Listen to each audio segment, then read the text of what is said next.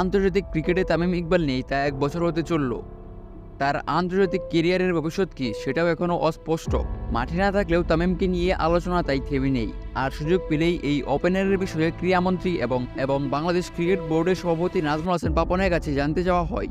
গত রোববার 28 জুলাই তামিমের আন্তর্জাতিক ক্রিকেটে ফেরা নিয়ে ফের কথা বলেছেন পাপন। তামিমের ফেরার বিষয়ে এখনও পরিষ্কার কিছু বলতে পারবেন না তিনি। ক্রীড়ামন্ত্রী মন্ত্রণালয়ের নিজ কার্যালয়ে পাপন বলেছেন, তামিমের বিষয়টা এখনও কিছু বলতে পারছি না, যতক্ষণ পর্যন্ত ওর সাথে আমার আলোচনাটা না হয়।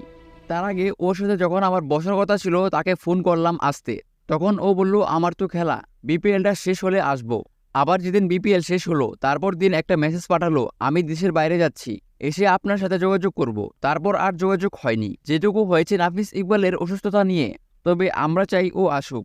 বাংলাদেশ অভিজ্ঞ ক্রিকেটারদের অবদানের কথা স্মরণ করে এ সময় পাপন আরও বলেছেন, অনেক খেলোয়াড় আছে যারা বেশি দিন হয়তো জাতীয় দলে থাকবে না, অনেকের জন্য এই বছরটাই শেষ, কেউ হয়তো চ্যাম্পিয়ন্স ট্রফি পর্যন্ত খেলবে। আমি মনে করি তামিম, সাকিব, মুশফিক, রিয়াদের অবদানের কারণে বাংলাদেশ ক্রিকেট আজকে এই জায়গায় এসেছে। মাশরাফির নেতৃত্বের কথাও বলতে হবে।